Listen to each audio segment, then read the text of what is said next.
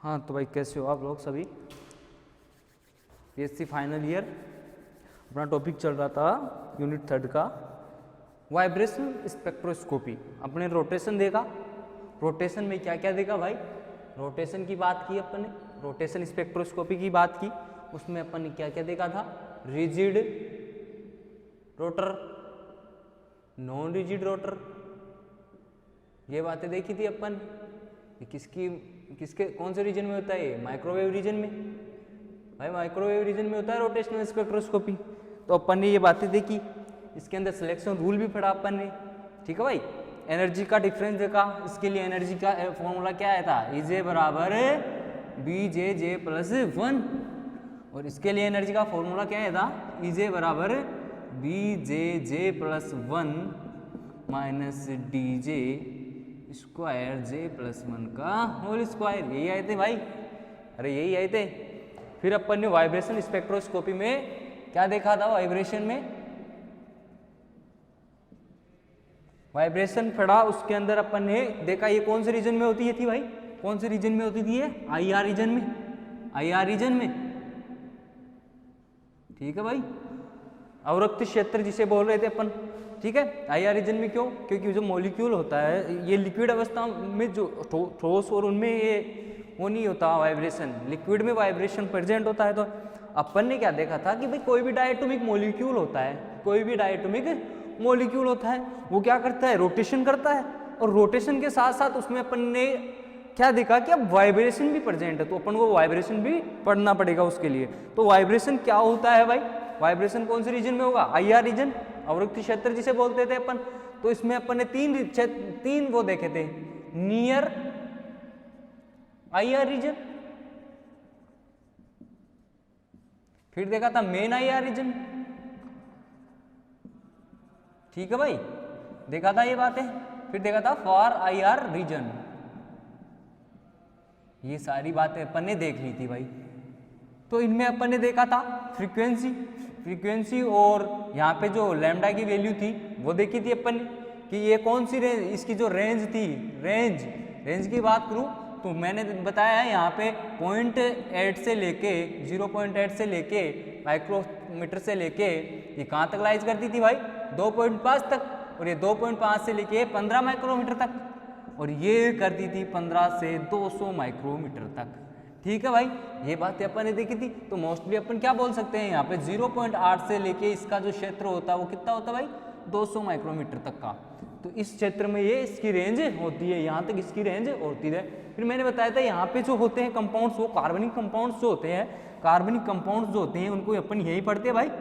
कार्बनिक कंपाउंड्स जो हैं उनको सभी को अपन यही डिटेल से पढ़ते हैं, क्योंकि इसी क्षेत्र 2.5 से लेके 15 माइक्रोमीटर तक इसमें जो रेंज होती है उसके अंदर अपन कार्बनिक कंपाउंड्स को पढ़ते हैं भाई, ठीक है। इसके अलावा तो मैंने यहाँ पे बताई थी इनकी फ्रीक्वेंसी 12,500 से लेके 4,000 तक, ठीक है भाई। फिर मैंने 4,000 से इसकी कितना बताई थी भाई, इसकी फ्रीक्वेंसी की बात करूँ 4,000 से लेके 667 तक बताई भाई, सेंटीमीटर इनवर्स तक, ठीक है। और इसकी 667 से लेके यहाँ पे मैंने बताई थी 50 सेंटीमीटर इनवर्स, यानी 667 से लेके 50 सेंटीमीटर इनवर्स। ये बातें मैंने आपको बता दी थी भाई। इसके अलावा मैंने वाइब्रेशन बताया था भाई, वाइब्रेशन बताया था, कंपन की कौन टाइप्स ऑफ वाइब्रेशन, कंपन के प्रकार। तो मैंने बताया था एक स्ट्रेचिंग होती है, अरे एक बेंडिंग होती है। ये मैंने डिटेल से पढ़ाया था भाई आपको, लास्ट लेक्चर में बताया था भाई। तो स्ट्रेचिंग, तनन और इसका मतलब बंकन, तो ये 4 प्रकार के थे, एस्कोसिंग, वेगिंग, ट्विस्टिंग, ठीक है भाई। और क्या था, रॉकिंग। और ये 2 प्रकार के थे, सिमेट्रिक और एसिमेट्रिक। ये बातें मैंने आपको बता दी थी भाई डिटेल से। अब आज हम बात करेंगे इसके नेक्स्ट टॉपिक की, वाइब्रेशन के नेक्स्ट टॉपिक की आज बात करते हैं अपन। तो नेक्स्ट टॉपिक क्या है अपना भाई, वो देखते हैं अभी। वाइब्रेशन का बेसिक अपन ने देखा है भाई। अब मैं बात करता हूँ अगले अगले पॉइंट की, कि वाइब्रेशन में अगला पॉइंट क्या होगा भाई, ठीक है भाई, क्या होगा। तो ये रिजिड नॉन रिजिड ये सारी बातें अपने माइक्रोवेव रीजन में देखी थी भाई, माइक्रोवेव स्पेक्ट्रोस्कोपी जिसे टॉपिक है, यहाँ से क्वेश्चन पढ़ते हैं भाई पीएससी वाले फाइनल में। तो अब मैं बात करूंगा कि अवरक्त स्पेक्ट्रम हेतु आवश्यक शर्त या कंडीशन, यानी आईआर के लिए कंडीशन क्या होनी चाहिए। तो आप क्या लिख सकते हो हेडिंग, अवरक्त क्षेत्र के लिए आवश्यक शर्तें क्या हैं, कंडीशंस क्या हैं। तो पहला तो ये होना चाहिए आईआर के लिए CON कंडीशन क्या है, ठीक है भाई। तो पहली बात तो ये होनी चाहिए कि मॉलिक्यूल में वाइब्रेशन होना जरूरी है भाई। पहली बात क्या है कि मॉलिक्यूल जो हो वाइब्रेट होगा तभी तो उसके अंदर अपन वाइब्रेशन स्पेक्ट्रोस्कोपी डिस्कस कर सकेंगे। अगर जिस मॉलिक्यूल में अगर वाइब्रेशन ही नहीं हो रहा तो उसमें वाइब्रेशन स्पेक्ट्रोस्कोपी का कोई भी मतलब नहीं है, वहाँ पे आईआर का कोई मतलब ही नहीं है भाई। तो सबसे पहला पॉइंट आप क्या लिखोगे इसमें, कंपन, यानी कि अणु में कंपन होना चाहिए, अणु में कंपन होना चाहिए। दूसरी अगर मैं बात करूँ दूसरी कंडीशन की यहाँ पे, तो क्या हो सकता है भाई, कंपन बराबर होना चाहिए विकिरण, ठीक है भाई। मतलब जो फ्रीक्वेंसी है वो कंपन, जो कंपन की जो फ्रीक्वेंसी है, कंपन गति की जो फ्रीक्वेंसी है वो किसकी गति की, विकिरण की गति की फ्रीक्वेंसी के बराबर होनी चाहिए। समझ में आ रही बात, मतलब इसकी फ्रीक्वेंसी, कंपन की फ्रीक्वेंसी की गति जो है वो आने वाली रेडिएशन की फ्रीक्वेंसी के बराबर होनी चाहिए भाई, तब ही उसके अंदर आईआर प्रेजेंट होगा, ठीक है बात मेरी समझ रहे हो। अगर मॉलिक्यूल में वाइब्रेशन हो रहा है तो उसमें एक कंडीशन ये भी होनी चाहिए, ये भी होनी चाहिए कि मॉलिक्यूल में कंपन की गति की फ्रीक्वेंसी जो है विकिरण की फ्रीक्वेंसी के बराबर होनी चाहिए भाई, बराबर होनी चाहिए, तभी इसके अंदर कंपन होगा और तभी इसमें आईआर रीजन में अपन ये स्पेक्ट्रोस्कोपी, ये जो मॉलिक्यूल्स हैं अणुओं के अंदर है वो पढ़ेंगे, तभी ही उसी में आईआर होगा, अवरक्त क्षेत्र प्रेजेंट होगा। तीसरी अगर मैं बात करता हूं तो यहाँ पे थर्ड जो बात होगी वो डाइपोल मूवमेंट, डाइपोल मूवमेंट क्या होना चाहिए, प्रेजेंट होना चाहिए भाई, यानी कि स्थायी डाइपोल मूवमेंट प्रेजेंट होना चाहिए। कैसे, डाइपोल से मतलब क्या हुआ भाई, म्यू नॉट इक्वल टू 0 और म्यू इक्वल टू 0, ये कब होते हैं भाई, ये कब होते हैं, अरे पोलर और नॉन पोलर जब अपन पढ़ते हैं कि कौन सी कंपाउंड पोलर है, जो पोलर हैं उनमें डाइपोल मूवमेंट प्रेजेंट है, जो पोलर नहीं है उनमें डाइपोल मूवमेंट, यानी मैं बोल सकता हूं कि H2O, HCl ऐसे कंपाउंड्स, H2O, HCl, etc, ये क्या है, आईआर शो करेंगे, आईआर शो करेंगे। क्यों, क्योंकि इनमें डाइपोल मूवमेंट प्रेजेंट है, यानी कि dipole movement, dipole movement present, यानी कि ये पोलर होते हैं भाई, ये पोलर होते हैं, म्यू नॉट इक्वल टू 0 वाले होते हैं, ये mu not equal to 0। Dipole movement आप जब पढ़ोगे इनऑर्गेनिक में तो वहां पे पता चलता है कि भाई ये क्यों है, कैसे है, सब चीजें पता चलती है भाई। तो मैं यहाँ पे बताना चाहूंगा कि H2O, HCl क्या करेंगे, आईआर शो करेंगे, क्योंकि इनमें थर्ड पॉइंट अपना क्या है, पॉइंट लिख लो आप कि अणु में स्थायी डाइपोल मूवमेंट प्रेजेंट होना चाहिए, अणु के अंदर द्विध्रुव आघूर्ण क्या होना चाहिए, स्थायी। अगर उसमें द्विध्रुव आघूर्ण नहीं है, डाइपोल मूवमेंट प्रेजेंट नहीं है, तो मॉलिक्यूल में अपन आईआर स्पेक्ट्रोस्कोपी डिस्कस नहीं करेंगे भाई, उसमें फिर अपन पढ़ेंगे ही नहीं। ये कौन से होते हैं, N2, H2, O2, ये सारे जो मॉलिक्यूल्स होते हैं ऐसे वाले मॉलिक्यूल्स, इनमें म्यू इज इक्वल 0, यानी कि डाइपोल मूवमेंट प्रेजेंट नहीं होता है, इनको नॉन पोलर बोलते हैं अपन, नॉन पोलर, और इनको पोलर, नॉन पोलर मॉलिक्यूल, यानी नॉन पोलर का मतलब इनमें डाइपोल मूवमेंट जो होता है वो 0 होता है भाई, डाइपोल मूवमेंट जो होता है वो 0 होता है। तो ऐसे ये तीन कंडीशन है कि मतलब आईआर की कंडीशन क्या होगी, आईआर स्पेक्ट्रोस्कोपी की कंडीशन क्या होगी भाई। अवरक्त क्षेत्र की अगर कंडीशन की बात करता हूं मैं, तो यहाँ पे आईआर के लिए सबसे पहला पॉइंट होना चाहिए कि अणुओं में कंपन होना चाहिए भाई। पहली बात अगर आप लिखना चाहो, अणु में कंपन होना चाहिए। दूसरी बात अगर मैं बात करूं यहाँ पे, तो दूसरी बात आप क्या लिखोगे भाई, यहाँ पे क्या लिखोगे कि कंपन की गति की फ्रीक्वेंसी विकिरण आने वाली रेडिएशन की फ्रीक्वेंसी के क्या होना चाहिए भाई, बराबर होनी चाहिए भाई, एक दूसरे के क्या होनी चाहिए, इक्वल होनी चाहिए। अगर तीसरी बात करूं तो मैं क्या बोलूंगा भाई, अणुओं के में स्थायी डाइपोल मोमेंट या द्विध्रुव आघूर्ण प्रेजेंट होना चाहिए। फॉर एग्जाम्पल ये वाले जो मॉलिक्यूल हैं इनमें डाइपोल मोमेंट प्रेजेंट है तो ये IR शो करते हैं, यानी IR कंडीशन को शो करेंगे या IR स्पेक्ट्रोस्कोपी पढ़ेंगे इनमें। लेकिन जो N2 H2 O2 ये सारे मॉलिक्यूल्स होते हैं भाई, इनमें अपन IR स्पेक्ट्रोस्कोपी डिस्कस नहीं करेंगे भाई, नहीं करेंगे, इनमें डिस्कस नहीं करेंगे अपन।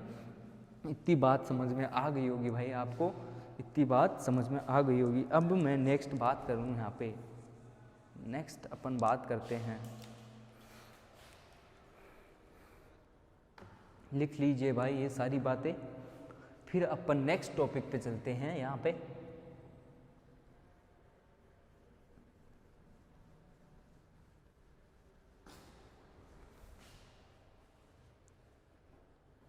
नेक्स्ट टॉपिक पे चलेंगे भाई।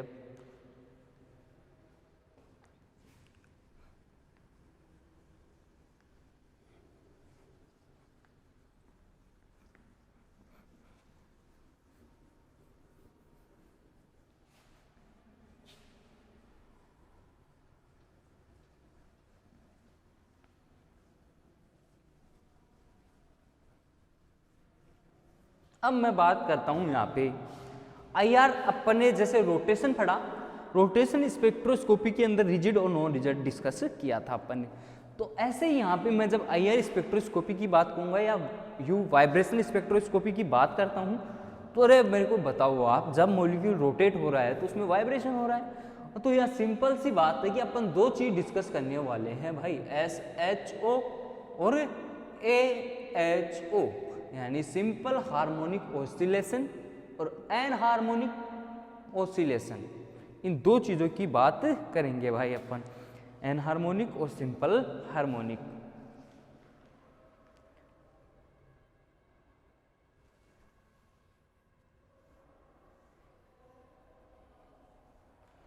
अब बात करते हैं अपन SHO की। यहाँ पे भाई SHO की बात करते हैं, यानी कि simple harmonic oscillation, simple harmonic oscillation के बारे में डिस्कस करते हैं भाई। सिंपल हार्मोनिक ऑसिलेशन क्या होते हैं, इनके बारे में अपन को डिस्कस करना है। तो अगर मैं बात करना चाहूँ यहाँ पे सिंपल हार्मोनिक ऑसिलेशन की, तो कैसे करेंगे भाई, देखते हैं सिंपल हार्मोनिक ऑसिलेशन किसे कहते हैं, ये बात अपन डिस्कस करेंगे। अगर हिंदी में लिखना चाहो भाई तो इसको लिख लो आप, हिंदी में क्या लिखोगे इसको, सामान्य गतिक हार्मोनिक मॉडल, सामान्य या सरल गतिक हार्मोनिक मॉडल। अब हम बात करते हैं यहाँ पे सिंपल हार्मोनिक ऑसिलेशन की। अरे भाई अपन ने रिजिड रोटर पढ़ा था, ठीक है, और रिजिड रोटर में अपन ने देखा था कि कोई डायएटॉमिक मॉलिक्यूल है, कोई डायएटॉमिक मॉलिक्यूल था जिसकी यहाँ से यहाँ तक की जो डिस्टेंस थी वो r ली थी। यहाँ पे सेंटर ऑफ ग्रेविटी था, यहाँ से यहाँ तक की डिस्टेंस r1 थी, यहाँ से यहाँ तक की डिस्टेंस r2 थी। तो अपन ने देखा था भाई, अपन ने क्या देखा था कि कोई डायएटॉमिक मॉलिक्यूल था, और डायएटॉमिक मॉलिक्यूल जब रोटेशन कर रहा था लगातार, क्या कर रहा था, रोटेशन, तो उसमें अपन को पता था भाई वाइब्रेशन भी प्रेजेंट है। और जब वाइब्रेशन भी प्रेजेंट है तो यहाँ पे वहाँ पे क्या होता, डिस्टेंस चेंज नहीं हो रही थी। फिर नॉन रिजिड पढ़ा अपन ने, तो ये सारी बातें तो अपन ने वहाँ डिस्कस की। अब मॉलिक्यूल जब रोटेशन कर रहा है, मॉलिक्यूल लगातार रोटेशन कर रहा है यानी घूर्णन कर रहा है, तो उसके साथ साथ मॉलिक्यूल यानी मॉलिक्यूल में क्या होगा भाई, वाइब्रेशन। और जब मॉलिक्यूल में वाइब्रेशन होगा भाई, मॉलिक्यूल में जब वाइब्रेशन होगा तो वहाँ पे जो एक गतिक बल लगता है, समझ रहे हो मेरी बात, वहाँ पे एक फोर्स लगता है या फोर्स जनरेट हो जाता है। फोर्स जनरेट होने के बाद क्या होता है भाई, दोनों एटम्स क्या होंगे, दोनों एटम्स क्या करेंगे, कंपन के दौरान वहाँ पे क्या होगा, जो इनके दोनों की बीच की जो लेंथ थी r, यानी कि डिस्टेंस, बॉन्ड लेंथ, और वहाँ का बॉन्ड एंगल क्या होगा भाई, विकृत हो जाएगा या चेंज हो जाएगा, वहाँ का बदल जाएगा भाई यहाँ पे। तो मैं ये सारी बातें आपको बता रहा हूँ। तो यहाँ पे जो एक फोर्स जनरेट होता है, प्रत्यानयन बल जिसे बोलते हैं अपन, जो क्या होगा, एफ डायरेक्टली प्रोपोर्शनल एक्स। ठीक है भाई, ये होता है। ठीक है, अब मैं बात करता हूँ एक फॉर एग्जांपल अपन एक ले लेते हैं यहाँ पे भाई, इस कोई ये सिंपल हार्मोनिक मॉडल के लिए अपन ने यहाँ पे एक ले ली ए और बी दो नोड वाली कोई रिंग ले ली। फॉर एग्जांपल कोई स्प्रिंग ले ली अपन, ये वाली स्प्रिंग ले ली। ठीक है भाई, इतनी बात समझ में आ रही है। अब मैंने कोई रिंग ले ली, अब मैं जब इसको यहाँ पे क्या करूँ, खींचता हूँ भाई।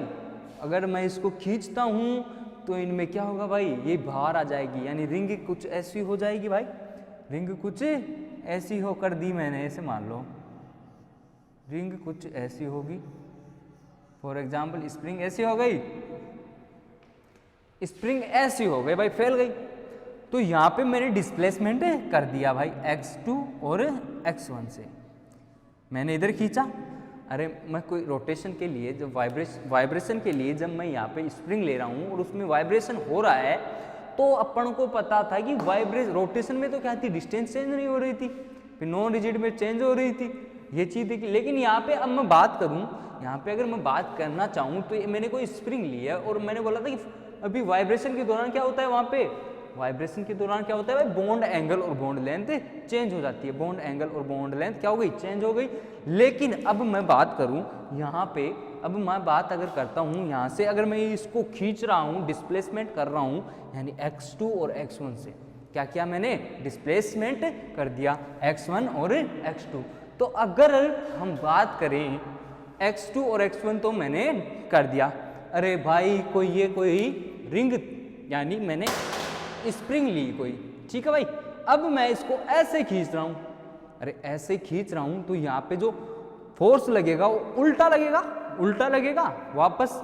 जब ये स्प्रिंग वापस अपनी पहले वाली स्थिति में आती है, पहले वाली कंडीशन में आएगी, तो यहाँ पे क्या होगा, ये मैंने कोई स्प्रिंग थी, खींचा, डिस्प्लेसमेंट ऐसे किया, लेकिन विस्थापन तो मैं ऐसे कर रहा हूं, लेकिन इसकी विपरीत दिशा में क्या होगा भाई, फोर्स लगेगा। यानी कि जब मैं इसको छोड़ूंगा तो अपनी पहले वाली कंडीशन में वापस आ जाएगी। यानी कि ये फोर्स कैसे लगेगा, ऐसे, फोर्स कैसे लगा भाई, ऐसे लगा। समझ रहे हो मेरी बात? यानी कि यहाँ पे जब मैं खींचा तो डिस्प्लेसमेंट के जस्ट विपरीत क्या हुआ, फोर्स लगा, फोर्स जनरेट हुआ। मैंने अभी बोला कि वाइब्रेशन के दौरान क्या होता है, फोर्स जनरेट होता है, जिससे यहाँ की क्या होगी, बॉन्ड लेंथ और बॉन्ड एंगल क्या होगा भाई, चेंज हो जाएगा। तो अगर मैं बोलना चाहूँ तो यहाँ पे जो फोर्स के इनवर्सली प्रोपोर्शनल है, मतलब एक तरीके से ये अपोजिट लग रहा है, तो यहाँ पे नेगेटिव साइन आएगा, नेगेटिव साइन आएगा। लेकिन और साथ ही साथ अगर रिंग को मैं कंप्रेस करूं, दबाऊं, ये तो मैंने क्या किया, स्ट्रेचिंग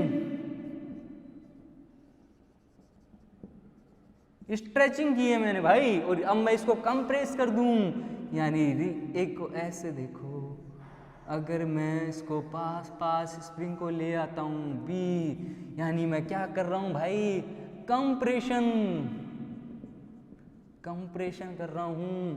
रिंग को मैं दबाऊंगा भाई, जब रिंग को मैं दबाऊंगा तो फोर्स क्या लगेगा भाई, ऐसे बाहर की तरफ। लेकिन डिस्प्लेसमेंट तो किधर हुआ, x2 और x1 तो किधर हुआ भाई, x2 और x1 तो किधर हुआ भाई, ऐसे दबाया तब x1 और x2 हुआ। लेकिन भाई साहब यहाँ तो फोर्स इसके विपरीत लगेगा। अरे भाई लगेगा कि नहीं लगेगा, अरे फोर्स तो उल्टा लगेगा ना भाई, इसमें जैसे हुआ था वैसे तो इसमें होगा। अरे जब मैं कंप्रेस करूंगा स्प्रिंग को और मैं फैलाऊंगा तो डिस्प्लेसमेंट के जस्ट रिवर्स फोर्स लगता है। इसलिए वहां पे जो मैंने ये भी लिखा, ये क्या होगा, मैंने बोला कि यहाँ पे क्या होगा, फोर्स डायरेक्टली प्रोपोर्शनल विस्थापन, यानी डायरेक्टली प्रोपोर्शनल विस्थापन, यानी फोर्स बढ़ेगा तो ये भी बढ़ेगी। लेकिन यहाँ पे फोर्स क्या है, विस्थापन के विपरीत दिशा में। इसलिए जब मैं इसे लिखूंगा kx तो माइनस लगाऊंगा भाई, और k यहाँ पे क्या होगा, फोर्स कांस्टेंट। इसको मैं ये बोल सकता हूँ भाई, बोल सकता हूँ। इतनी बात समझ में आई कि या नहीं आई भाई, तो आप अगर इसमें लिखो तो लिखना स्टार्ट करोगे SHO में क्या लिखोगे, एक द्विपरमाणु अणु घूर्णन के साथ, एक द्विपरमाणु अणु घूर्णन के साथ विशिष्ट परिस्थितियों में कंपन, विशिष्ट परिस्थितियों में कंपन भी करता है, विशिष्ट परिस्थितियों में कंपन भी करता है। इसका कारण वे ऐसे बल से बंधे होते हैं, इसका कारण वे ऐसे बंध से बंधे होते हैं जिनका परिवर्तन उनके बीच की दूरी के साथ होता है, जिनका परिवर्तन उनकी बीच की दूरी के साथ होता है, अर्थात प्रत्यास्थ होते हैं, जिससे इनके बीच की दूरी व बंध कोण क्या होंगे भाई, जिससे इनके बीच की दूरी और बंध कोण क्या होंगे, विकृत या चेंज हो जाएंगे भाई। अतः कंपित द्विपरमाणु का मॉडल, अतः कंपित द्विपरमाणु अणु का मॉडल एक साधारण गति हार्मोनिक दोलित्र के समान होता है। फिर नेक्स्ट लाइन में लिखोगे द्विपरमाणु अणु की गति, द्विपरमाणु अणु की गति सरल आवर्त दोलित्र के समान होती है, सरल आवर्त दोलित्र के समान होती है, जिससे हुक के अनुसार, जिससे Hooke according to Hooke's law,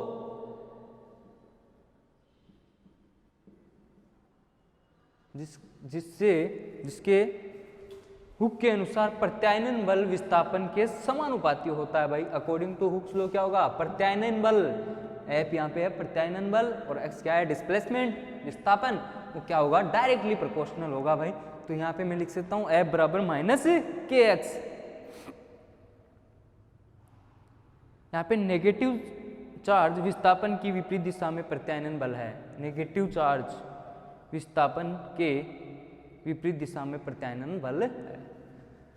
फिर यहाँ पे अगर लिखना चाहो तो आप लिख लो M1 और एक कंपन करते हुए द्विपरमाणु अणु के दो परमाणु A व B, इनके दो परमाणु A व B, दो परमाणु A व B जिसका मास M1 व M2 है, जिसका मास क्या है M1 व M2, या मान लिया अपन M1 और M2 मास वाले हैं, बंध सामर्थ्य व्यक्त करने के लिए, बंध सामर्थ्य व्यक्त करने वाली स्प्रिंग में जुड़े हुए हैं, ठीक है भाई। अर्थात यदि परमाणु A व B, यदि परमाणु A व B साम्यावस्था में के इर्द गिर्द सरल आवर्ती गति करते हैं तो वेव मैकेनिक्स इनकी आवर्ती को निम्न रूप से लिखा जाता है। यानी वेव मैकेनिक्स में है, अपन कैसे लिखेंगे इनकी आवर्ती को, फ्रीक्वेंसी को कैसे लिखूंगा मैं, म्यू बराबर 1/2 पाई रूट के अपॉन म्यू। अरे भाई साहब मैंने एक बार बताया था आपको, ये फॉर्मूला आया था अपने पास जब अपन एनर्जी का देख रहे थे, वहाँ पे भी आया था ये बात। तो के यहाँ पे क्या था भाई, के तो यहाँ पे वही था फोर्स कांस्टेंट। अगर मैं दोनों तरफ यहाँ सी से डिवाइड कर दूँ, सी से डिवाइड कर दूँ तो म्यू अपॉन सी 1/2 पाई सी रूट के अपॉन म्यू लिख सकता हूँ भाई, इसको मैं लिख सकता हूँ ऐसे। और अपन को पता है, अपन को क्या पता है भाई, चूंकि अपन को यहाँ क्या पता है, म्यू अपॉन सी बराबर होता है म्यू बार, या ओमेगा ई भी लिखते हैं इसको, तो म्यू बार होता है, तो मैं यहाँ लिखती हूँ म्यू बार बराबर 1/2 पाई सी रूट के अपॉन म्यू, लिख सकता हूँ भाई इसको ऐसे, ऐसे लिख सकता हूँ। फिर अपन लिखे पोटेंशियल एनर्जी, अणु के लिए पोटेंशियल एनर्जी देखिए अपन यहाँ पे सिंपल हार्मोनिक ऑसिलेशन SHO के लिए क्या लिखोगे भाई, पोटेंशियल एनर्जी या स्थितिज ऊर्जा क्या होगी भाई, यहाँ पे क्या होगी, पोटेंशियल एनर्जी बराबर क्या होगा भाई, -1/2 के x स्क्वायर होगा यहाँ पे, तो म्यू यहाँ पे क्या होगा भाई, -1/2 के x स्क्वायर लिख सकता हूँ भाई, लिख सकता हूँ मैं ऐसे, ऐसे लिख सकता हूँ यहाँ पे। अब अपन को पता है क्या भाई, ये तो मिटा रहा हूँ। अब अपन यहाँ पे एक श्रोडिंगर इक्वेशन आती है क्वांटम की फर्स्ट यूनिट में, जो आपके आई क्वांटम में, तो श्रोडिंगर इक्वेशन क्या होती है भाई, according to Schrodinger equation, according to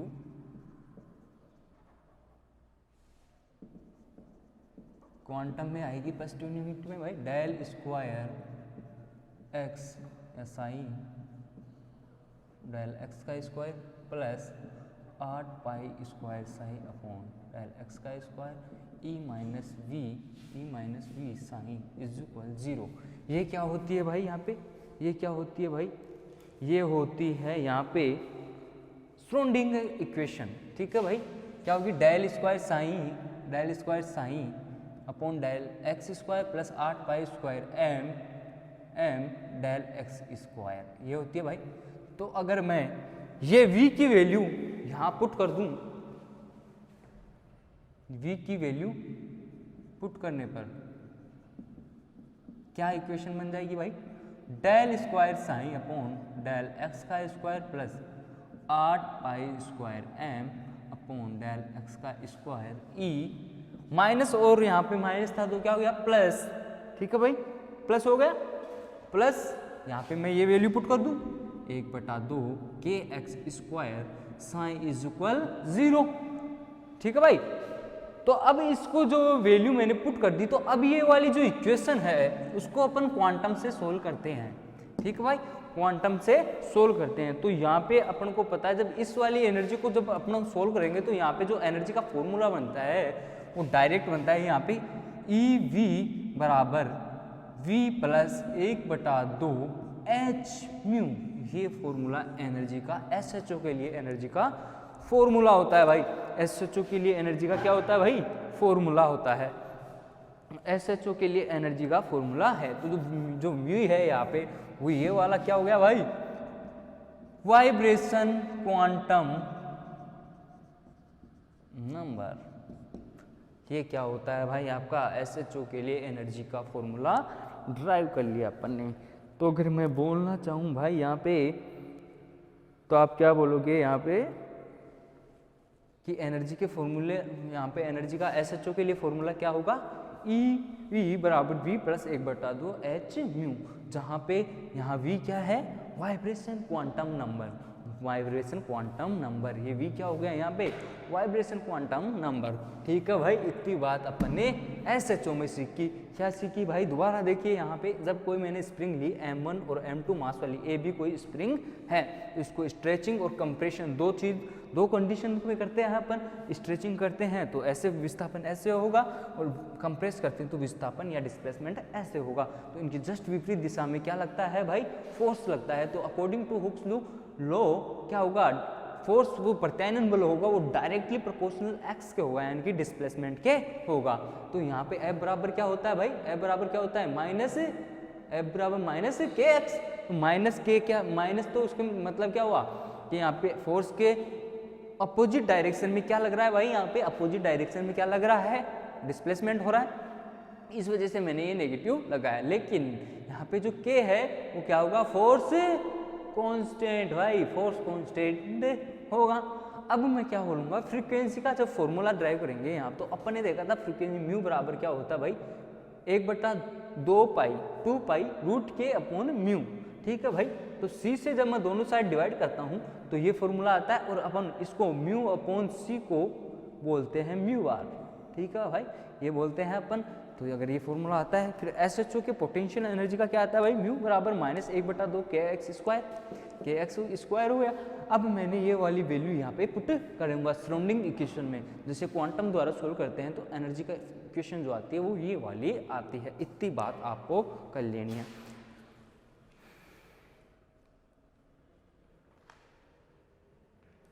अब देखो यहाँ पे नेक्स्ट अपन बात करते हैं, इतनी SHO की बात मैंने की है।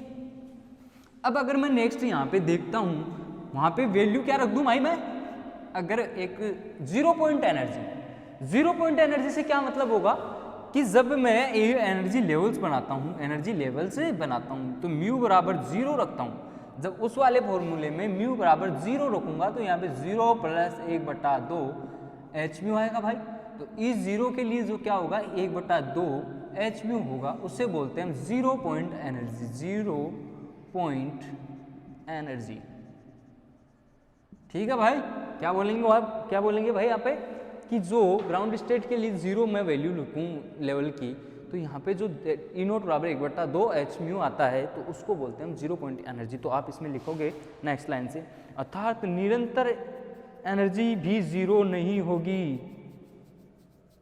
2 लीटर में जब म्यू बराबर जीरो रखते हैं यहाँ पे, तो क्या लिखेंगे यहाँ पे, जीरो नहीं होगी। परम शून्यांक की एनर्जी कहते हैं उसे, या 0 पॉइंट एनर्जी कहते हैं, ये लिख लीजिए भाई आप, तो 0 पॉइंट एनर्जी कहते हैं। यह हाइजेनबर्ग की अनिश्चितता को सिद्धांत को बताता है कि अणु कभी स्थिर अवस्था में नहीं पाया जाता। अणु, हाइजेनबर्ग क्या बताता है कि अणु जो होता है वो अपनी स्थिर अवस्था में नहीं पाया जाता, उसके लिए 0 पॉइंट एनर्जी का मान भी 1/2 h म्यू होगा भाई यहाँ पे। अब मैं बात करता हूं यहाँ पे नेक्स्ट, देखिए आप इसी फॉर्मूले से अपन बहुत सारे चीजें देखते हैं, ठीक है भाई। SHO के लिए एनर्जी लेवल्स देखेंगे भाई। यहाँ पे क्या लिखोगे आप, हेडिंग क्या डालोगे, हेडिंग क्या लगाओगे यहाँ पे, SHO के लिए एनर्जी लेवल्स, सरल हार्मोनिक दोलित्र के ऊर्जा स्तर या एनर्जी लेवल्स, ठीक है भाई। ये चीज अपन SHO के लिए देखते हैं भाई यहाँ पे। चलिए भाई क्या होता है SHO में एनर्जी लेवल्स का, देखिए भाई। तो अगर आप इसमें लिखो तो लिख लो, एनर्जी लेवल्स में 2 कंपन क्वांटम संख्याएं, यहाँ पे क्या लिखोगे, SHO के लिए एनर्जी लेवल्स डिटर्मिनेशन, ठीक है भाई। तो यहाँ पे मैं डेल E बराबर EV प्लस 1 माइनस EV कर दूँ, तो फॉर्मूला क्या बनेगा भाई, जब उस फॉर्मूले में अपन वैल्यू पुट करेंगे, उस फॉर्मूले में जब मैं वैल्यू पुट करूँगा, क्या डेल E V प्लस 1 से लेके V कर देता हूँ, तो एनर्जी का फॉर्मूला वहाँ पे V की जगह क्या रखोगे भाई, V प्लस 1, तो मैं क्या रख दूँ, V plus 1 plus 1/2 h mu minus V plus 1/2 h mu, ये बनता है भाई। जब इसको सोल्व करते हैं अपन डेल ई को, जब इसको सोल्व करूँगा तो क्या आएगा भाई, V डेल ई बराबर क्या आएगा, h म्यू, यही आएगा भाई, यही आएगा। अरे जब मैं वैल्यू E प्लस 1 से E तक निकालता हूँ, यानी ट्रांजिशन इससे इस वाले में से इसको घटाता हूँ, अपर माइनस लोअर, तो क्या वैल्यू आती है, डेल ई बराबर h म्यू। तो अभी अपन देखेंगे h म्यू कैसे आती है, इस वाले फॉर्मूले में रख के एक एक चीज़ें देखते हैं। तो इसमें सबसे पहले लिखो 2 कंपन क्वांटम संख्याएं V व V प्लस 1 जिनकी ऊर्जाओं में अंतर है, क्या होगा, ये इतना लिख लेंगे आप। उसके बाद में अपन देखते हैं द्विपरमाणु अणु के लिए कंपन एनर्जी लेवल्स में समान दूरी होगी, अर्थात 2 पास के एनर्जी लेवल्स में कंपन एनर्जी लेवल्स समान होगा, जिससे h म्यू मान क्या होगा, h म्यू होगा भाई। अब देखो ये वाली चीजें मैं निकाल के बताता हूं आपको भाई। हाँ, उससे पहले सिलेक्शन रूल बता देता हूं मैं तुम्हारे को इसका भाई। यहाँ पे सिलेक्शन रूल जो होगा, सिलेक्शन रूल की बात अगर मैं करूं तो वो क्या होगा भाई, यहाँ पे डेल V बराबर होगा प्लस माइनस 1, यानी वाइब्रेशन क्वांटम नंबर है, और यहाँ पे अपन को पता है प्लस 1 और माइनस 1 किसके लिए आएगा, एब्जॉर्प्शन और इमल्शन, एब्जॉर्प्शन और इमल्शन के लिए यही आएगा भाई, अवशोषण और उत्सर्जन। अब मैं तुम्हारे को बताता हूं ये फॉलो कैसे करता है, ये सारी बातें अपन अब डिस्कस करते हैं भाई। अब देखिए आप, मैं एनर्जी लेवल्स की बातें कर रहा था, एनर्जी लेवल्स की बातें कर रहा था। अगर आप एनर्जी लेवल्स की बात करोगे, यहाँ पे अगर मैं ये एनर्जी लेवल्स बना रहा हूँ, ठीक है भाई, 1 2 3 और 4 बना दी। मैं यहाँ पे V बराबर रखूँ 1 0, V बराबर 1, V बराबर 2 और V बराबर 3। अब मेरे को बताओ, जब V बराबर आप उस वाले फॉर्मूले में V की ये V पुट करोगे E1 के लिए, E0 के लिए, तो क्या आएगी 0 प्लस 1/2 h म्यू, जो थोड़ी देर पहले देखी थी, जिसको अपन ने क्या बोला था, 0 पॉइंट एनर्जी, 0 पॉइंट एनर्जी, इतनी बात समझ में आ गई भाई को। अब मैं बात करूं यहाँ पे E बराबर मैं 1 रखूं, E बराबर 1 रखूं तो 1 प्लस 1/2 H ये हुआ भाई। और इसके लिए E1 बराबर क्या आएगा, E1 बराबर आएगा कितना आएगा भाई 3/2। 3/2 कैसे, मैं 2 लघुत्तम ले लूंगा यहाँ पे, 3 + 1 2 + 1 3, तो मैं यहाँ लिख सकता हूँ 3/2 H म्यू। ऐसे ही मैं E2 के लिए करूँ तो क्या आएगा भाई, क्या आएगा 2 + 1/2 H म्यू। और यहाँ पे कितना हो जाएगा भाई 5/2 H म्यू। ऐसे ही E3 के लिए करूँ तो 3 + 1/2 H म्यू, तो कितना आएगा भाई 7/2 H म्यू। तो ऐसे अपन को एनर्जी लेवल्स देखने हैं, तो यहाँ पे कितना है भाई 1/2 H म्यू। इसके लिए 3/2 H म्यू, 3/2 H म्यू। इसके लिए 5/2 H म्यू, इसके लिए 7/2 H म्यू। ये क्या हुआ भाई, एनर्जी की लेवल्स आ गए अपने पास, एनर्जी लेवल्स आ गए कि V बराबर अगर 0 होता है तो एनर्जी लेवल्स आता है 1/2, जिसे अपन ग्राउंड स्टेट की एनर्जी लेवल या 0 पॉइंट एनर्जी बोलते हैं। साथ ही साथ अगर मैं बात करता हूँ यहाँ पे, अगर मैं बात करूँ यहाँ पे तो क्या, अगर यहाँ से ये लेवल्स आ गए, ऐसे ही आप V4 के लिए देख लो, V5 के लिए ऐसे एनर्जी लेवल्स देख सकते हो भाई। अब अगर मैं बात करता हूँ इनके डिफरेंस की, जो अपनी थोड़ी देर पहले क्या आया था भाई, डेल E बराबर क्या आया था H म्यू आया था भाई, आया था भाई। अब मैं अगर यहाँ पे वो चीजें निकालता हूँ तो कैसे निकालते हैं अपन, upper energy level minus lower energy level. तो अगर मैं बात करूँ यहाँ पे एनर्जी लेवल्स के स्पेसिंग को देखने की, तो वो कैसे देखते हैं भाई, उनके बीच की डिस्टेंस को देखने की। अगर मैं बात करूं यहाँ पे, यहाँ से यहाँ तक की एनर्जी का डिफरेंस देखूं, यहाँ से यहाँ तक की एनर्जी का डिफरेंस देखूं तो क्या आएगा भाई, क्या आएगा अब देखते हैं। अगर डेल E बराबर क्या होता है भाई, फाइनल माइनस इनिशियल, अरे higher energy level minus lower energy level. तो अगर मैं बात करूँ E1 माइनस E2 की, अरे भाई ये E1 ही तो था, E0 और E1 E2 E3 ऐसे था, तो यहाँ पे क्या होगा E1 माइनस E0 की 0 लेवल, ग्राउंड स्टेट का लेवल। तो यहाँ पे वैल्यू अपने पास कितनी थी भाई 3/2 H mu minus 1/2 H mu. और भाई साहब 3/2 में से 1/2 को हटाते हो तो 1 H म्यू ही बचेगा भाई, करके देख लो, करके देख लो भाई। 3/2 माइनस 1/2, 2 लघुत्तम ले लूंगा, 3 - 1 2/2, तो क्या आएगा 1। तो ऐसे कर सकते हो आप, ये सब चीजें कर सकते हो आप।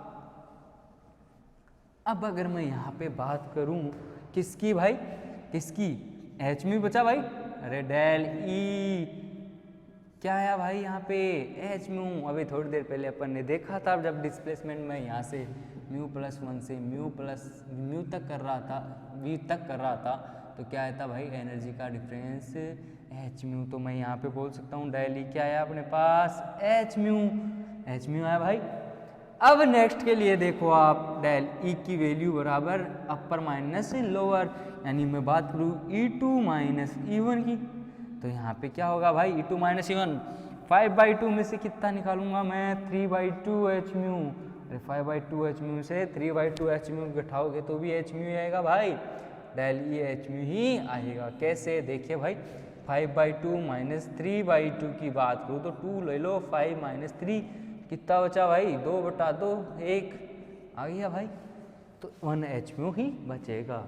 ऐसे आप और भी लेवल्स के लिए चेक कर सकते हो, कितने भी ले लो भाई, सबके लिए कैलकुलेट कर सकते हो यहाँ पे। ऐसे आप अगर 3E बराबर डेल E बराबर E3 माइनस E2 करोगे, अरे अपर माइनस लोअर, तो यहाँ पे 7/2 H mu minus 5/2 H mu, तब भी यहाँ पे क्या आएगा भाई H म्यू ही आएगा, डेल E H म्यू ही आएगा।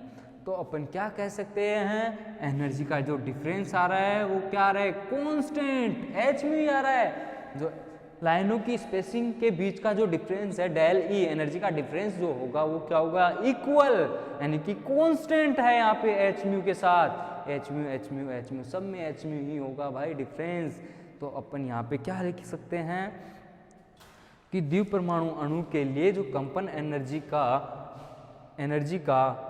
एनर्जी लेवल्स की जो स्पेसिंग लाइन है उनका डिफरेंस क्या है, कांस्टेंट। स्पेसिंग क्या है, कंजुकेटिवली कांस्टेंट है भाई, लगातार क्या है, कांस्टेंट। एनर्जी का लेवल जो है वो क्या है भाई, कांस्टेंट है।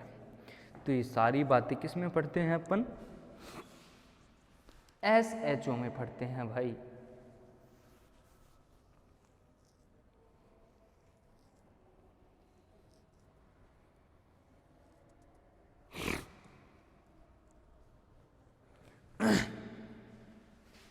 हाँ भाई, एक बात और होगी यहाँ पे कि अगर आप लिखना चाहो तो लिख सकते हो शुद्ध स्पेक्ट्रा। शुद्ध कंपन स्पेक्ट्रा क्या होता है, तो शुद्ध कंपन स्पेक्ट्रा का मतलब होता है कि भाई जो अपन ने जो द्विपरमाणु अणु है, डायटोमिक मॉलिक्यूल है, उसमें वाइब्रेशन है, तो जो वाइब्रेशन हो रहा है उसके दौरान अपन ने क्या किया था, μ+1 से म्यू तक, v+1 से v तक क्या किया अपन ने, यहाँ पे क्या कराया, एनर्जी लेवल्स के अंदर क्या कराया, डिफरेंस देखा, तो कॉन्स्टेंटली hμ आ रहा था। तो अपन बोल सकते हैं जो hμ आ रहा है कंपन स्पेक्ट्रा एक ही अवशोषण रेखा देता है। इनकी जो दूरी है hμ आ रही है, इस वजह से क्या करेगा, अवशोषण स्पेक्ट्रा क्या देगा, एक ही देगा। तो इस वजह से इसको अपन शुद्ध स्पेक्ट्रा भी बोलते हैं।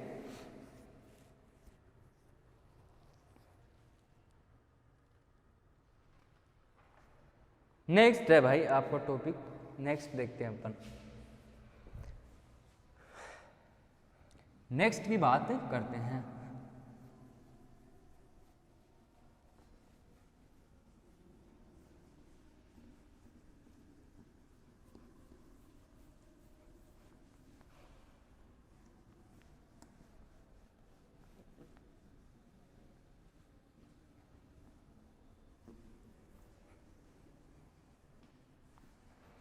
देखिए भाई नेक्स्ट क्या है, अगर मैं नेक्स्ट की बात करता हूं तो नेक्स्ट अपन ने के पढ़ा था, के फोर्स कांस्टेंट, बल, जिसे अपन हिंदी में बोल सकते हैं बंध नियतांक, बल नियतांक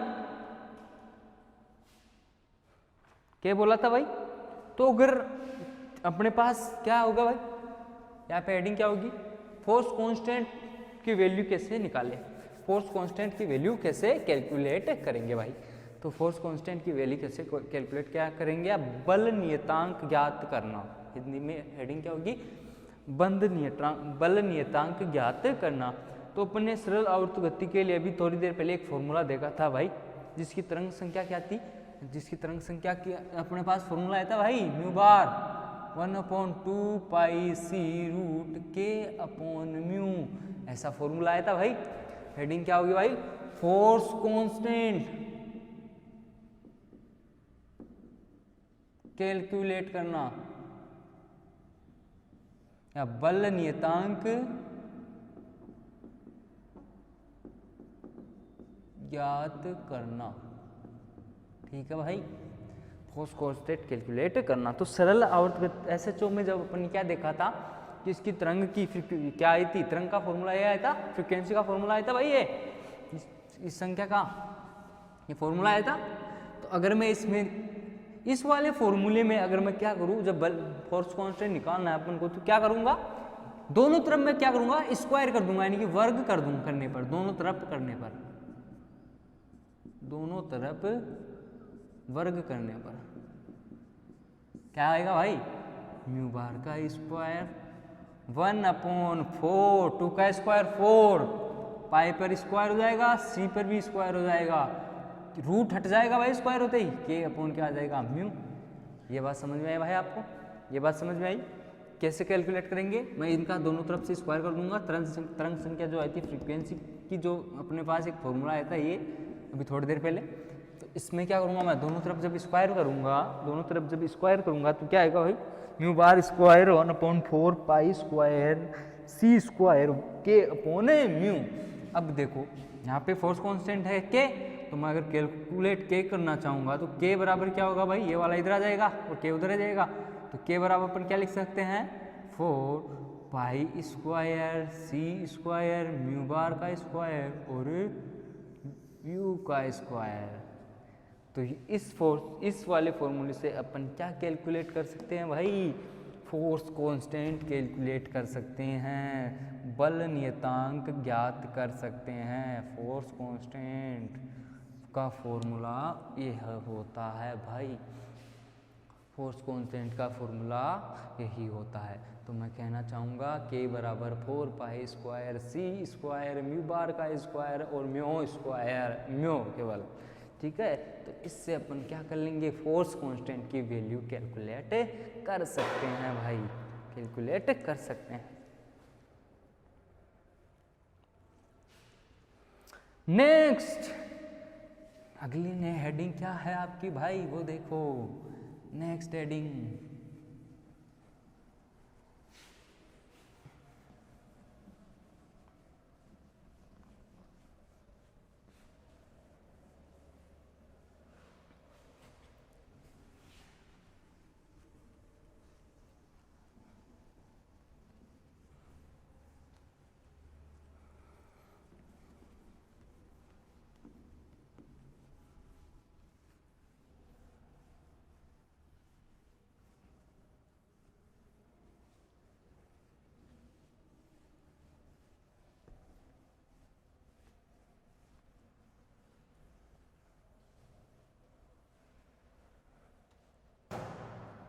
देखिए भाई नेक्स्ट हेडिंग होगी कि क्या, फोर्स कांस्टेंट और बॉन्ड एनर्जी।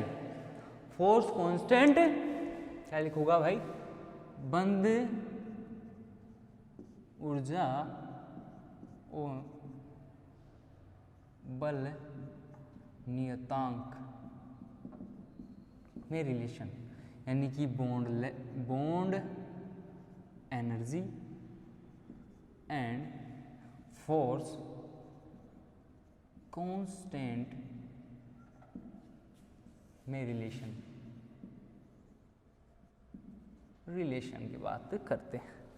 तो यहाँ पे अगर मैं बात करूँ फोर्स कांस्टेंट और बॉन्ड एनर्जी की, तो फोर्स कांस्टेंट के डायरेक्टली प्रोपोर्शनल होता है बॉन्ड एनर्जी के भाई, यानी कि जैसे जैसे एनर्जी बॉन्ड की एनर्जी बढ़ेगी फोर्स कांस्टेंट भी बढ़ेगा, या फोर्स कांस्टेंट इंक्रीज तो बॉन्ड की एनर्जी भी क्या होगी भाई, इंक्रीज। तो मैं यहाँ कह सकता हूँ, क्या बोलोगे आप, बंद नियतांक या फोर्स कांस्टेंट का मान एकल से द्वितीय, एकल से द्वितीय और द्वितीय से त्रिक बंद पर बढ़ता है। इससे स्पष्ट है कि के का मान बढ़ने पर बंद ऊर्जा का मान भी बढ़ता है। कैसे, जैसे माना carbon single bond carbon, carbon double bond carbon, carbon triple bond carbon है, जिसकी अगर मैं के की बात करूं, के की और बॉन्ड एनर्जी की बात करता हूं यहाँ पे, तो K1 K2 और K3 है और E1 E2 और E3 है। तो जब इनमें एनर्जी का ऑर्डर और इसका ऑर्डर देखते हैं अपन, तो अगर K3 यहाँ पे आता है, सबसे ज़्यादा बॉन्ड फोर्स कांस्टेंट किसका होगा, K3 का, फिर किसका होगा K2 का, फिर किसका होगा K1 का। ये आया फोर्स कांस्टेंट का ऑर्डर। तो यही एनर्जी का ऑर्डर भी क्या आएगा, यही आएगा। इतनी बात समझ में आ गई होगी। तो फोर्स कांस्टेंट और बॉन्ड एनर्जी में और जो रिलेशन होता है वो यही होता है भाई, कि बॉन्ड एनर्जी डायरेक्टली प्रोपोर्शनल होती है फोर्स कांस्टेंट के, यानी फोर्स कांस्टेंट इंक्रीज होगा तो बॉन्ड फोर्स कांस्टेंट इंक्रीज होगा तो बॉन्ड की एनर्जी भी इंक्रीज होगी। और बॉन्ड की एनर्जी अगर इंक्रीज है भाई, बॉन्ड की एनर्जी अगर इंक्रीज है यहाँ पे, तो फोर्स कांस्टेंट भी इंक्रीज होगा। तो ये सारी बातें आपकी किस में आती है, SHO के अंदर अपन ने पढ़ा है। क्या पढ़ा है भाई, क्या पढ़ा है यहाँ पे, एनर्जी का फॉर्मूला क्या आया, EV बराबर आया V + 1/2 h𝜇। फिर अपन ने एक फॉर्मूला और देखा, ये सारी सराउंडिंग इक्वेशन से थी भाई, तो इसमें मैंने क्या बताया था, एक फॉर्मूला म्यू बार बराबर 1/2 πc√k/μ। तो फोर्स डायरेक्टली प्रोपोर्शनल किसके था, डिस्प्लेसमेंट के।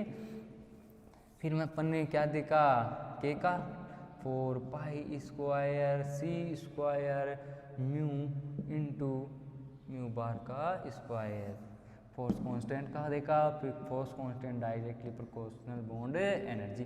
ये 4 फॉर्मूले हैं भाई, 4 फॉर्मूले हैं जिसे आपको याद करने हैं। साथ ही ये सारा कॉन्सेप्ट आपका किसका था, रिजिड रोटर, सॉरी किसका था, SHO सिंपल हार्मोनिक ऑसिलेशन का था भाई। ये अपन ने क्या खत्म कर दिया, सिंपल हार्मोनिक ऑसिलेशन। नेक्स्ट भाई, नेक्स्ट बात करते हैं अपन, नेक्स्ट टॉपिक SHO के बाद AHO एन हार्मोनिक ऑसिलेशन। क्या होगी हेडिंग भाई, एन हार्मोनिक ऑसिलेशन की अगर मैं बात करूं तो यहाँ पे क्या होगा देखते हैं भाई। एन हार्मोनिक ऑसिलेशन,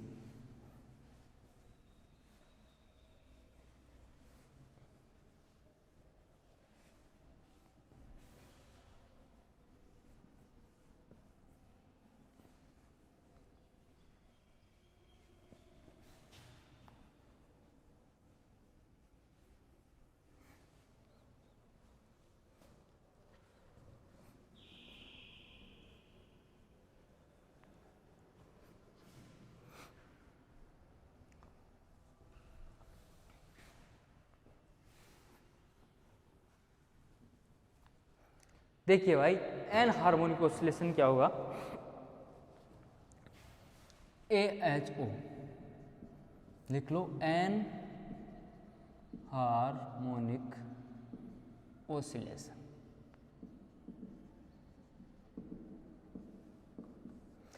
हिंदी में बोली तो एन हार्मोनिक दोलित्र मॉडल। क्या होगा भाई एन हार्मोनिक ऑसिलेशन,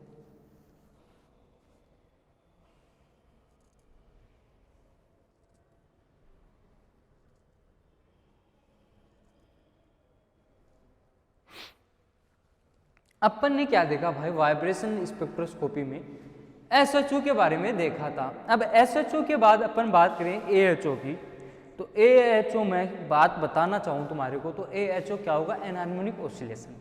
देखिए AHO में अपन ने देखा कि SHO में फोर्स जो होता है वो डायरेक्टली प्रोपोर्शनल किसके था भाई, विस्थापन के, डिस्प्लेसमेंट के।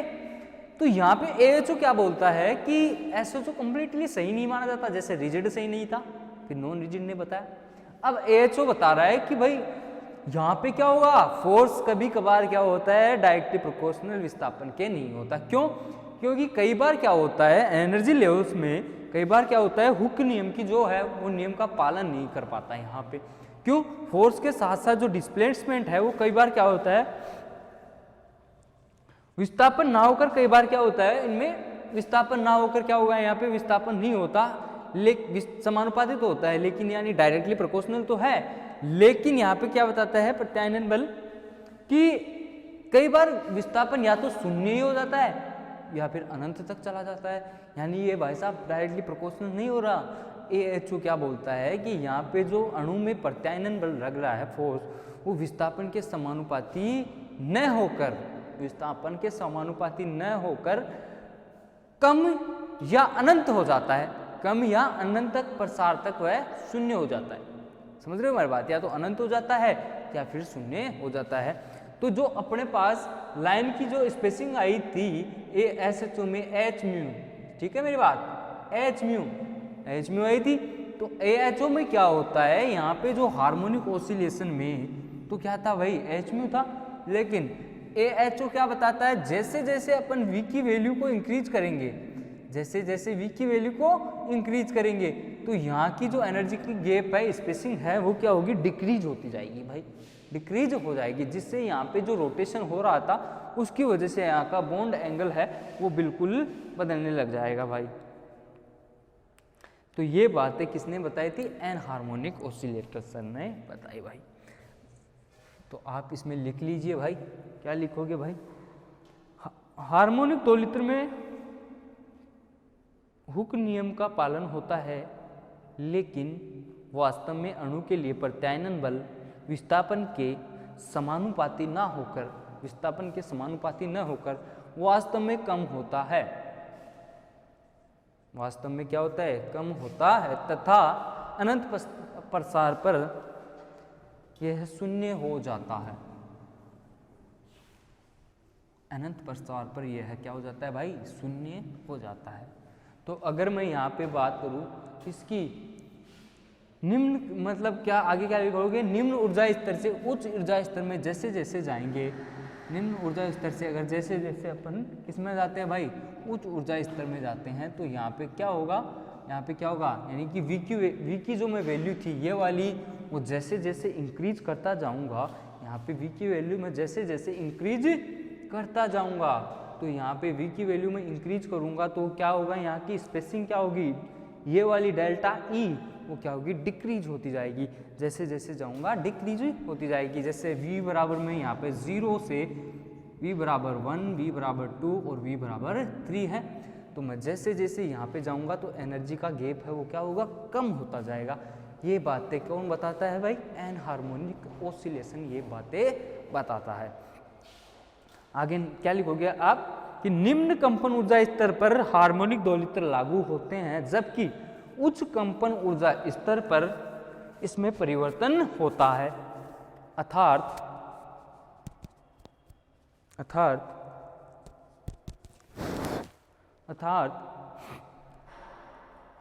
SHO नियम लागू नहीं होता, जिससे कंपन एन हार्मोनिक हो जाते हैं। प्रयोग द्वारा स्पष्ट है कि V का मान बढ़ने पर ऊर्जा का मान कम होने लगता है। इसी कारण द्विक परमाणु अणु एन हार्मोनिक दोलन के रूप में कार्य करते हैं। इस हेतु ऊर्जा का व्यंजन निम्न होगा, यानी ऊर्जा क्या होगी भाई, ऊर्जा का जो अपन फॉर्मूला ड्राइव करेंगे यहाँ पे क्या होगा भाई, EV बराबर V plus 1/2 H mu minus V plus 1/2 H 1/2 का स्क्वायर H म्यू का स्क्वायर, ये होगा भाई, यही होगा, सॉरी यहाँ स्क्वायर नहीं लगेगा, ठीक है भाई, ये होगा।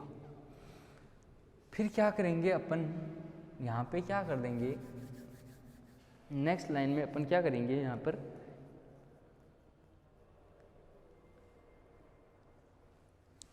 एक मिनट,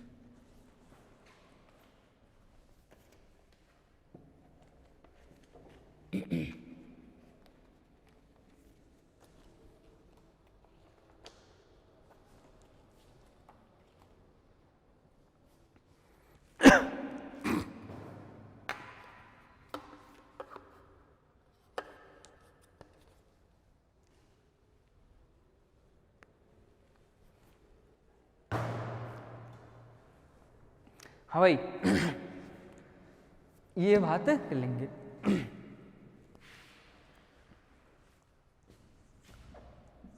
ये क्या होती है, जूल में होती है भाई, जूल में होती है। हाँ भाई जूल में होती है। तो जब मैं बात करूंगा एचओ के लिए एनर्जी का फॉर्मूला क्या होगा, V plus 1/2 h mu minus n V plus 1/2 का square h mu x e, ठीक है।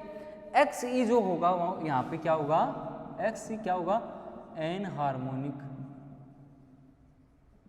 कांस्टेंट, ठीक है भाई, एन हार्मोनिक कांस्टेंट जिसे बोलते हैं, जो कि डायमेंशन लेस होता है, ठीक है। इतनी बात बताई मैंने। अब मैं यहाँ पे इसको किससे डिवाइड कर दूँ, इस इक्वेशन को मैं V plus 1/2 h mu minus V plus 1/2 का स्क्वायर एच म्यू एक्स सी।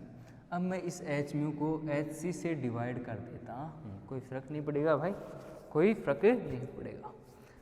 जब मैं डिवाइड करूँगा तो एच से एच कट जाएगा, यहाँ एच से एच कट जाएगा, क्या आएगा भाई, ई वी बराबर V plus 1/2 mu minus V plus 1 upon c का whole square c mu upon c x E. अब अपन को पता है म्यू अपॉन सी को अपन क्या बोलते हैं भाई, ओमेगा, ओमेगा बोलते हैं भाई, समझ रहे हो मेरी बात? ओमेगा, या फिर अपन ने एक ये भी बोला था म्यू बराबर सी को, यहाँ पे अपन ने म्यू बार बोला था ना, तो म्यू बार और ओमेगा ई एक ही बात है, ये तीनों चारों एक ही बातें हैं। तो अगर मैं यहाँ पे लिखना चाहूँ तो ई वी बराबर v plus 1/2 omega e minus v plus 1/2 का whole square omega e x E.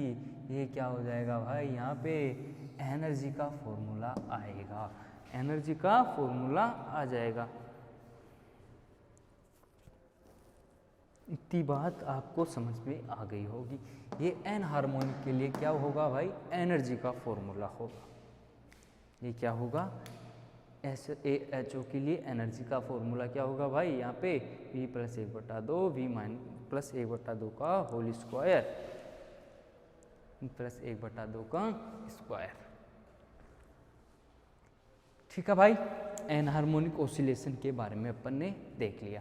अब इसमें अपन देखेंगे लेवल्स, सिलेक्शन रूल्स, ये सारी बातें अपन डिस्कस करेंगे भाई। सिलेक्शन रूल देखेंगे इसमें अपन।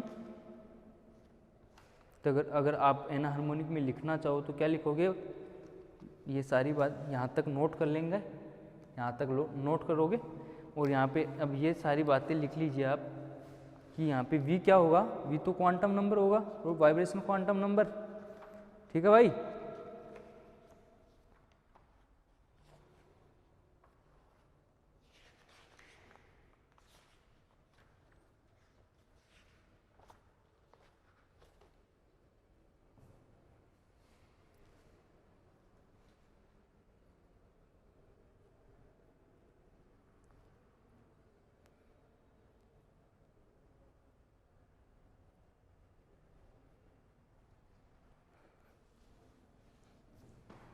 ये एनर्जी का फॉर्मूला ए एच ओ के लिए, एन हार्मोनिक ऑसिलेशन के लिए होगा। ये बातें ए एच ओ में आएगी। अब यहाँ पे अपन कल क्या देखेंगे भाई, ए एच ओ में एनर्जी के बारे में देखेंगे, एनर्जी लेवल्स के बारे में देखेंगे, सिलेक्शन रूल देखेंगे, जैसे यहाँ पे निकालते हैं डायल ई वो देखेंगे। तो ये वाले फॉर्मूले का यूजेस देखेंगे, क्या क्या होते हैं, यहाँ का एनर्जी का डिफरेंस क्या आता है, सही है। तो ये चीज़ें कल अपन एक बार वापस से डिस्कस कर लेंगे। तो थैंक यू सो मच, आज के लिए इतना ही काफ़ी है।